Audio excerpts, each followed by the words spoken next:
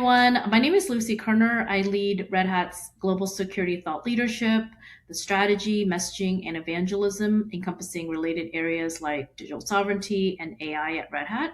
And in this keynote, I'm going to be talking about how to tackle security in an AI-driven world and the fundamental shifts in security fundamental paradigm shifts in security that's required. So let's just set the stage on the current reality. Security incidents, as you guys know, are very common. They're costly. 97% of organizations have experienced at least one security incident, and 74% have delayed deployments due to security issues. So when we look at the most common incidents that you see there below on the slide, we see that often they stem from fundamental hygiene type problems, and nothing's changed even with in this AI world. We still have these problems. The issues like misconfigured infrastructure, known vulnerabilities that haven't been patched, unauthorized access, the use of unverified images in the supply chain, failing security audits. So these numbers, they just underscore the need for a stronger built-in security posture, especially as we move into that complex world of AI and AI agents. So building on the risks that we just discussed, the introduction of Gen AI and autonomous AI agents, it's just compounding the security challenge that we just talked about. This slide just highlights the added pressure from AI-related security risks. First takeaway here is that 79% of organizations agree that Gen AI creates entirely new security challenges. The biggest problem here is struggling governance. So many organizations, they don't even know if sensitive data is being exposed to insecure AI tools. And then you can see here, and the second percentage, 59% of organizations currently lack any formal AI governance framework. And so that rapid adoption of agentic tools, it's far outpacing the creation of formal policies and documentations, which is not in place yet or just doesn't exist. And this creates that dangerous security gap that is hard to close. This slide just transitions our focus from general LLM vulnerabilities to core systemic risk created by autonomous agents. So the shift is from simple Gen AI chatbots to agents operating independently with limited supervision, and they're capable of high-impact multi-step tasks across critical enterprises. So this kind of autonomy, it leads to systemic risk. So a single compromised agent could suddenly execute unauthorized transactions or shut down production lines worldwide. So this is, of course, one of the reasons why you want to move beyond just the traditional network perimeter type of defense. We have to embed security into every aspect and artifact of the AI system, whether it's the model, the agent, third-party tools, while accounting for things like data sovereignty and traditional enterprise security policies. So security vulnerabilities and the risk of them being exploited, they're happening at machine speed now. And so the AI models are finding these security vulnerabilities faster than enterprises and the industry can respond. So this has shifted the traditional security automation paradigm from just identifying risks to acting quickly. And so just look at the statistic here where just under half, so 45% of known vulnerabilities remain unpatched after 12 months in a large organization. And many companies have already started to open more frequent patching windows, but there's much more that needs to be done. And so Mythos, for example, specifically introduced something new, and that's the ability to find vulnerabilities, not just within individual libraries, but in the interactions between libraries. And Mythos will reach general availability, so adversaries will have the same tool. So this is not transformationally different, like I said earlier, from what we've always dealt with. It's the same problem, but at a new machine speed velocity and, of course, much bigger scale. So before we unpack how to build a layered defense, let's just look at the baseline workflow that most enterprises rely on today. As you can kind of see in this diagram that I have here, this is a multi-stage human relay race. Begins when a vulnerability is reported upstream. It moves through the coordinated disclosure, gets assigned a CVE, waits for a vendor fix to be published. From there, your internal scanners from third-party tools that you may be using hit the vulnerability, generated ocean of alerts. Then the real friction starts, right? Manual security triaging. I'm sure you guys are. I've seen it myself. Many of you guys are experiencing manual security triaging, sitting in IT operation queue, undergoing manual patch testing, and then finally, if everything goes perfectly, you reach production deployment. So if you look at this pipeline, this diagram that you see here, it represents 12 distinct steps, 12 distinct teams, 12 manual handoffs, and that entire structure belongs to a 1990s way of thinking, compliance mentality that assumes that we have the luxury of multi-day buffer window to pass tickets back and forth. And so here's why this model completely collapses in an AI-driven world. AI fundamentally rewrote the rules of velocity. Today, anyone can point a fine-tuned AI model at any open source or proprietary code base. AI vulnerability discovery and reporting happen at the velocity of bits and bytes. It completely strips away human latency on the attack side. And when anyone can use machine speed tools to scan code bases instantly, of course, it's going to trigger a massive surge of automated vulnerability reporting. It's just going to be way too much for a human to absorb and tackle on your own. So you can't fight an automated bit and byte scale AI surge with a 12-step human game of telephone. We're already losing this battle. So if we don't move past this human bottleneck gatekeeper model, the sheer volume of the AI accelerated vulnerability noise that we're seeing, it's going to completely paralyze enterprise IT ops. So an AI-ready enterprise requires a layered defense. So you can't have secure AI models on an unhardened operating system. We look at the entire stack as an integrated solution. So by securing the foundation and the pipeline, we're addressing the architectural gaps where most breaches actually occur. And since manual configuration makes human error a mathematical certainty at scale, you have to take the human element out of the fire. So by treating configuration as code, your environment can automatically detect and heals back to its baseline secure state whenever things like manual deviations occur. And then by automating the plumbing, things like the OS config, the supply chain signing, the cluster isolation, security becomes an invincible utility that just works. So the first thing you want to think about, and that first layer of security that you want to do in your layer security strategy, is to harden the foundation. You want to start with that strong foundation. So what does that mean? So it starts here. So RHEL and OpenShift, they are secured by design. We provide the hardened soil, that's hardened foundation where AI workloads grow.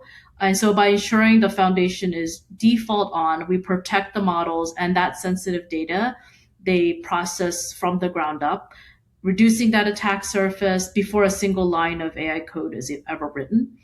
So that platform level, that hardware enabled security represents the foundation of any layered security approach. You're providing that essential initial trust that higher level controls depend on. So without that base level container and OS isolation that's at the foundation, your kernel space exploits invalidate upper tier AI validation layers. So for example, RHEL, our operating system, serves as the trusted hardened base. SC Linux, which is a secure technology within Red Hat Enterprise Linux, inherently blocks container block breakout. So it is default included with Red Hat Enterprise Linux. And again, it inherently blocks container breakouts. It prevents that compromised runtime from touching host kernel memory. Kernel life patching, again included with Red Hat Enterprise Linux, helps the collapsed time to exploit challenge by deploying critical vulnerability fixes immediately to the underlying infrastructure without rebooting nodes, keeping those workloads running seamlessly. Our Red Hat Advanced Cluster Security continuously, which is a security technology that we have to support that works with our OpenShift container platform product.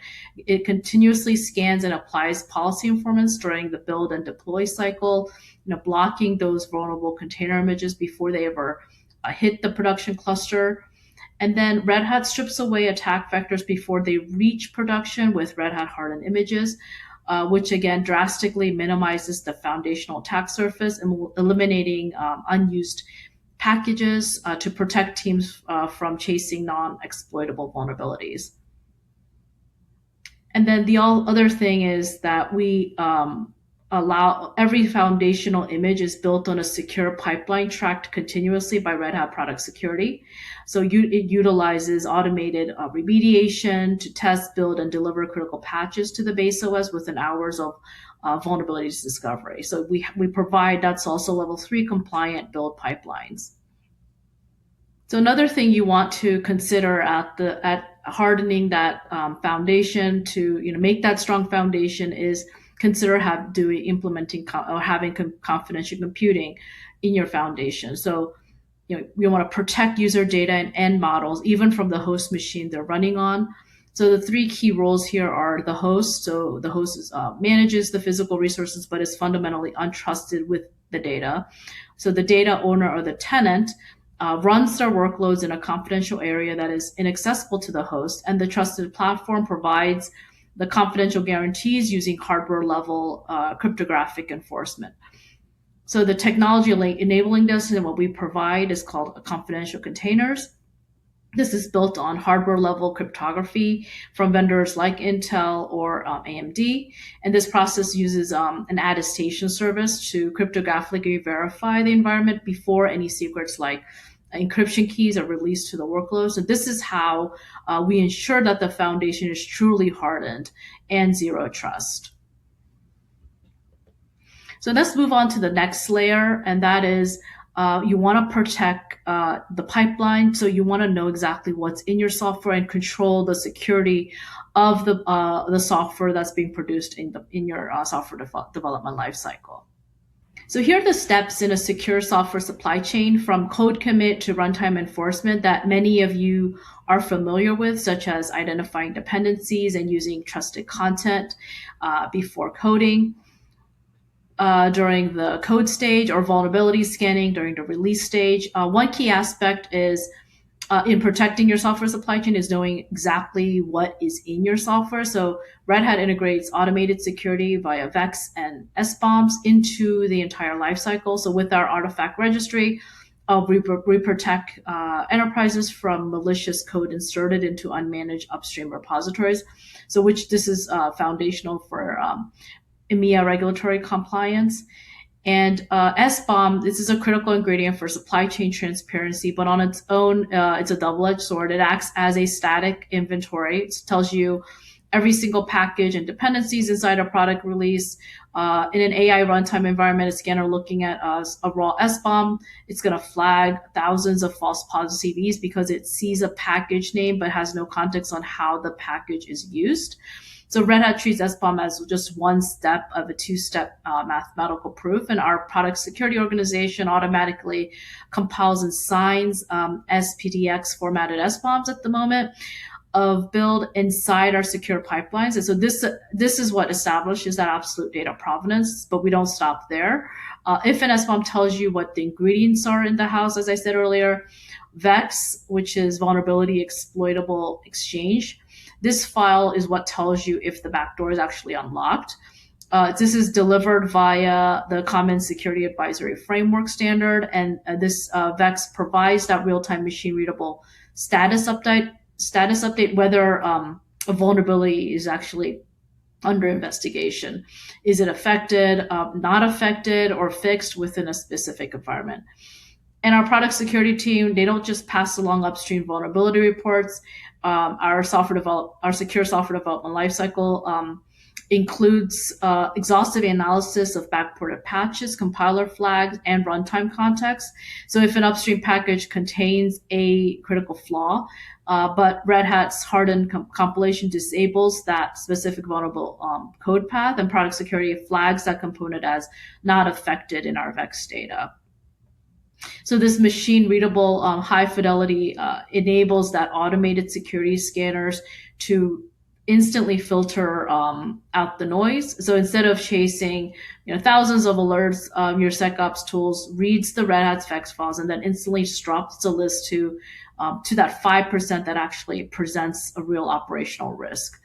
So we have moved beyond broad major version classifications. So Red Hat's VEX files now delivers that surgical precision, explicitly mapping vulnerabilities to precise delivery streams. And then your AI automation can make patch decisions based on exact deployment states. So unlike traditional, easily outdated vulnerability databases, we publish live VEX files per individual CVE. We continuously update the exploitable status as our incident response teams analyze those evolving AI-driven attack vectors.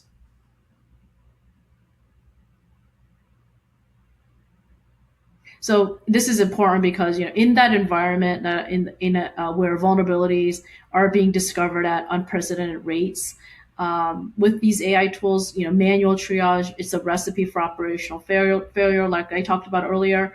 And so our product security organization, they don't just hand our customers the list of ingredients, which I mentioned earlier, the SBOM, and then walk away, wish you guys luck. We pair that inventory with dynamic high fidelity VEX files built straight out of our secure software development lifecycle. And then because our data is cryptographically verified and precise down to the specific product stream, our customers can plug Red Hat data feeds directly into their SIEM or SOAR automation platforms. And then we're taking that guesswork out of compliance and giving security teams their time back. And so our technologies, such as the ones you see listed below, can help with securing the pipeline from code to runtime reinforcement, such as Red Hat Advanced Developer Suite, as was one of the products you see mentioned there. This helps you manage and consume SBOM and VEX documents by providing that turnkey automated supply chain security. And it also integrates these tools directly into your CI/CD pipelines to identify vulnerabilities and reduce those false positives that we talked about. So just wanted to give you, just summarize here, who's responsible for what each of these layers. So the business application, this is the dev team that owns it, your dev team in your enterprise. And the platform layer, this is vendors like Red Hat, own the security lifecycle for our products like RHEL, container platforms, our app platforms. Open source libraries, this is where ownership starts to break down. And these libraries were often ingested through a governance process. So a security team scanned them, approved them, dropped them into a local repository, and then the application was built against those validated libraries and then deployed, and then it sat in production for years. Upstream versions, may have shipped, they may or may not have been ingested, scanned, or revalidated locally. These applications may never have been built. It was secure at deployment, but time has moved on. And then now Mythos can chain stale these low security vulnerabilities into high impact exploits. So who is responsible for securing that middle layer? So that's the opening for this continued conversation. So Red Hat already addresses parts of this. So the Red Hat hardened images and universal-based images, they harden the container with minimization and a catalog of optimized application framework containers available through Red Hat repositories. Our middleware runtimes, it covers a meaningful set of popular language frameworks and associated libraries, but customers are consuming hundreds of thousands of open source packages from across the internet, and our current portfolio doesn't come close to covering that scope. So that's where Project Lightwell comes in, if you've seen that announcement that we made with IBM. And so before we go into Lightwell, just want to give a quick summary again of our hardened images. So this is a catalog again of minimal hardened container images that are built to deliver rapid CVE remediations. And so this image helps solve a number of security-related challenges for both developers and security teams. So Project Lightwell is Red Hat's offering to take community open source projects as identified by our customers and produce secure supported builds of those packages through Maven, PyPI, and NPM style repository. So you can think of it as Red Hat trusted libraries, but at a dramatically broader scope. So the key elements of what we're delivering are curated registries for Python, Java, JavaScript that are scanned, patched, signed, and certified, exact version patching. So we're not just releasing the latest version. We meet our customers where they are, identifying the specific legacy versions deployed in their production environments and backporting fixes to those exact versions. Supply chain integrity, so SLSA level 3 builds, HSM back signing, SBOMs for every package, upstream partnership, where possible, we push fixes back into the open source community. We know that this isn't always going to be possible, but some projects, for example, are abandoned. Some communities may reject AI-assisted patches. Some maintainers only care about the latest version. So in those cases, we'll maintain our own version forks for the foreseeable future. And then AI-powered triage, so automated severity assessment and remediation prioritization to help those customers focus where it matters most. And Red Hat Trusted Libraries, it is available today as a starting point, and Lightwell is the expanded offering built on that foundation. So if we want to walk through the flow, just to give you a visual of what we're talking about here. So open source projects, they're ingested, built, patched, and signed by Red Hat, and then published to Lightwell repositories.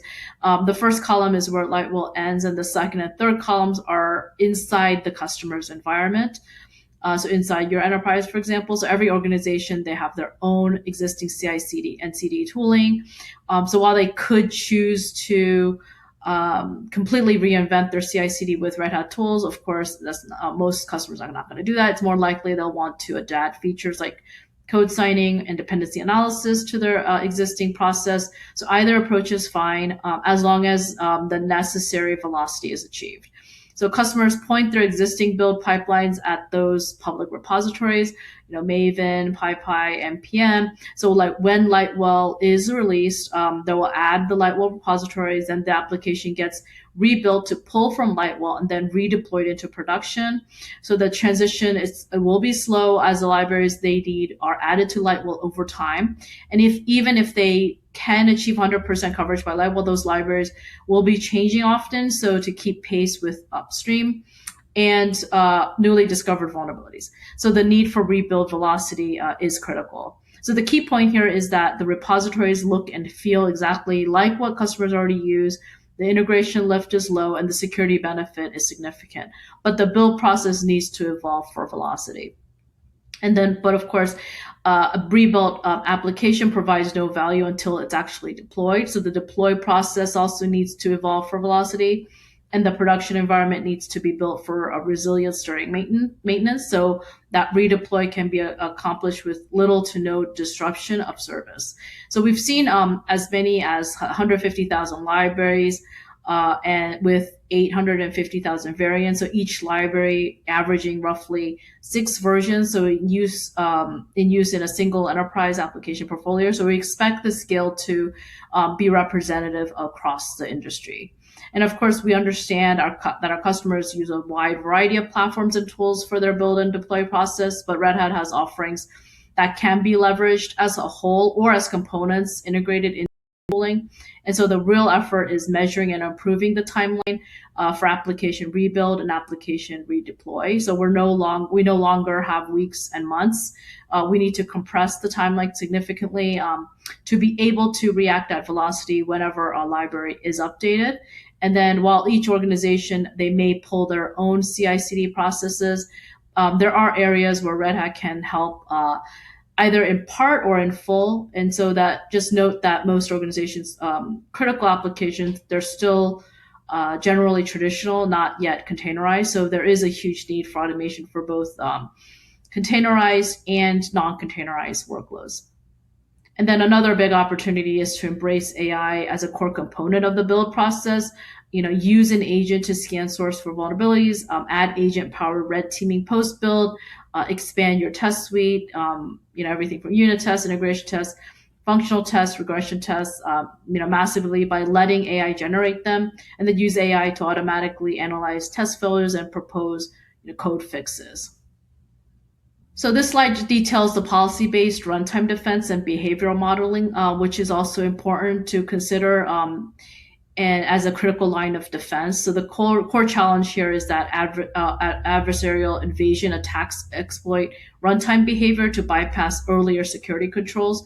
And so our approach is they're based on 5 mechanisms to ensure continuous protection at runtime. So admission control. So this is that gatekeeper. It enforces that trusts only workloads with verified cryptographic identities. In this case, you see here Spire, and signed artifacts from our trusted pipeline are allowed to run, blocking any unauthenticated agents immediately. Behavioral modeling. In this case, we're actively looking for deviations from the expected baseline. This includes detecting anonymous agent behavior in real time, such as unusual network connections, unauthorized API calls, or processes running outside their defined patterns. Network segmentation, so by automatically applying microsegmentation based on the agent's identity, we're enforcing that least privilege network policy. This is vital to prevent that lateral movement and then contain the damage if the agent is compromised. And then supply chain policy. So at deployment, we want to re-verify all image signatures and enforce compliance with security standards, compliance standards. Blocking vulnerable dependencies right before execution. And then the threat detection. You can see here, this focuses on identifying AI-specific threat patterns like attempts at model extraction. So by integrating with enterprise SIEMs systems, we're ensuring visibility and enable automated incident response and quarantine. So the key benefit here is that this continuous runtime protection guarantees not only attested and signed workloads execute, it allows for that immediate and machine speed response to threats.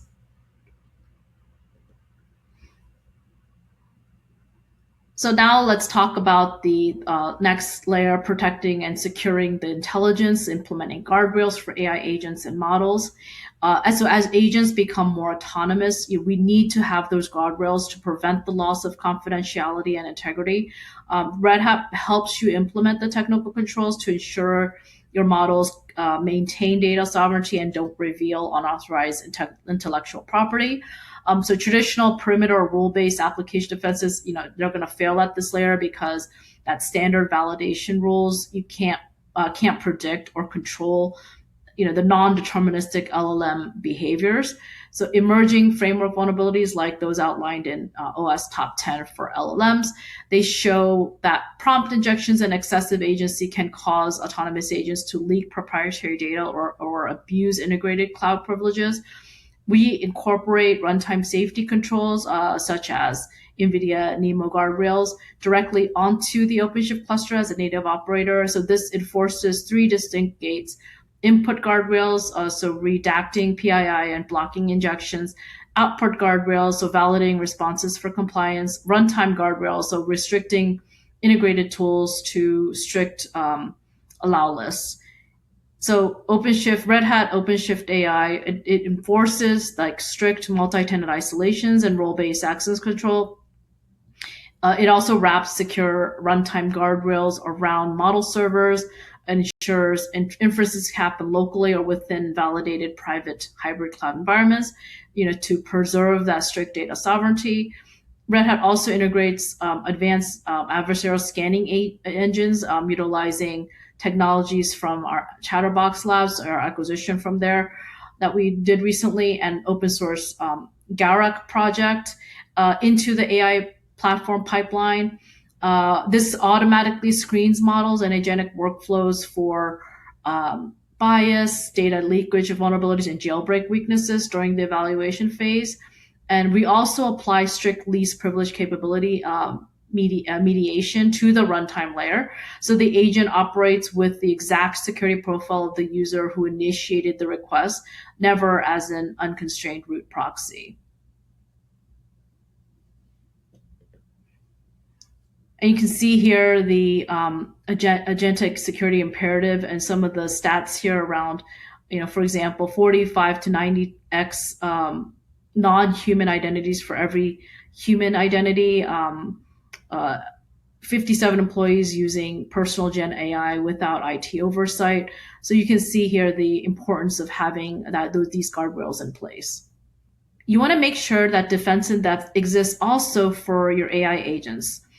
And here is an example 6-layer security framework that we provide by default, but with Red Hat AI, and what you should consider as well when you do that defense in depth for your AI agents.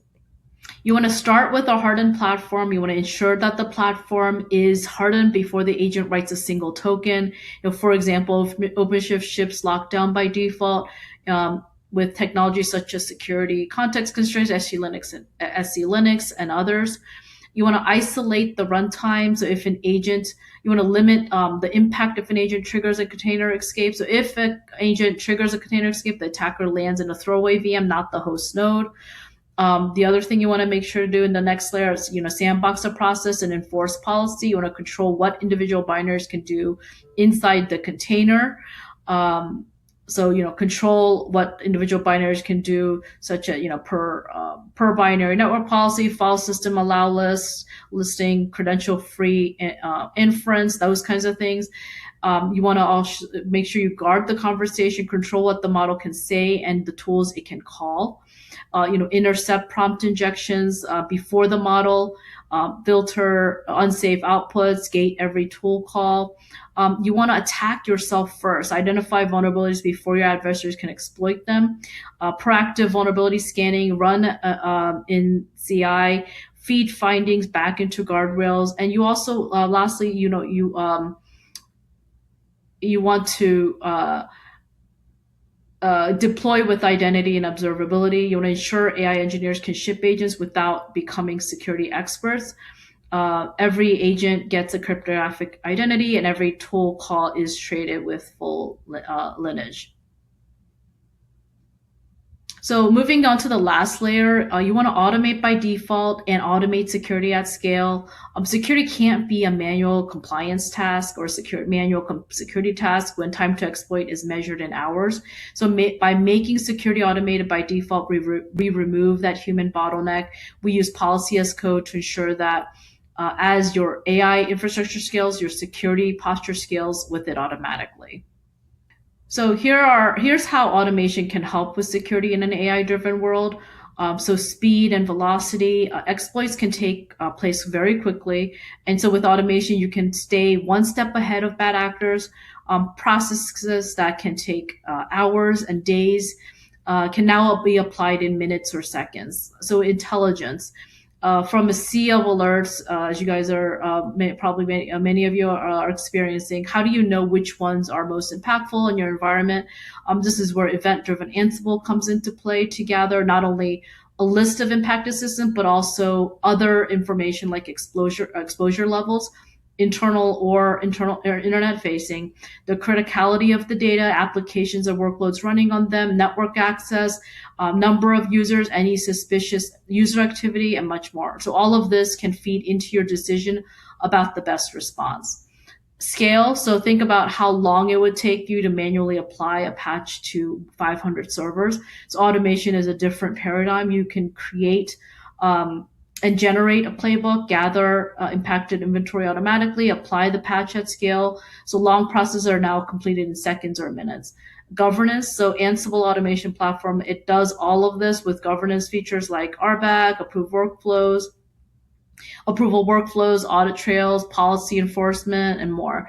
So it is the automation you need to act fast with the control that organizations of all sizes demand. So you're staying on top of compliance, protecting operations, and more, but also in an AI world. So vulnerability detection to remediation with automation. Where when you have that flood of vulnerabilities with that's discovered by these AI tools, so containment, the first step here is you're identifying and containing the risk. Event-driven automation lets you receive notification and take actions you desire and which you designed into your rule book. Next is patch. So once you have contained the risk, you can patch the systems, including at scale. So once that patch is applied, you can run validation and testing using automation if desired, and you can automate rollback steps if something is not working as you expect.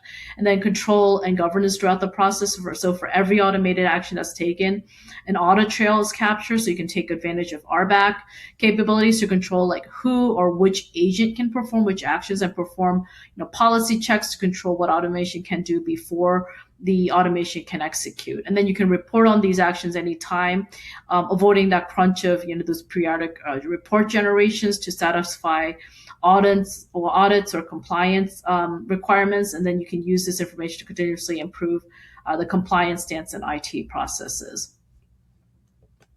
So in conclusion, Red Hat doesn't just provide a security tool. We provide that trustworthy layered defense architecture. We're shifting the paradigm from security by compliance, which is just a checkbox, towards a risk-based security. Only about 0.4% of vulnerabilities are actually exploited. So our goal is to focus your resources on that 0.4% that matter, making security individual and ubiquitous, so your teams are free to innovate. Weave security and resilience into the fabric of your infrastructure. So your AI journey shouldn't be built on a house of cards. It must be built on a foundation that's secure by design and automated by default. So we provide that layered security from that strong foundation, protecting the pipeline, implementing guardrails for AI, and helping to automate security at scale to help tackle security in an AI-driven world. So again, we advise you to take that same step, to take a layered defense approach to tackle security in this fast-paced AI world. Thank you for your time.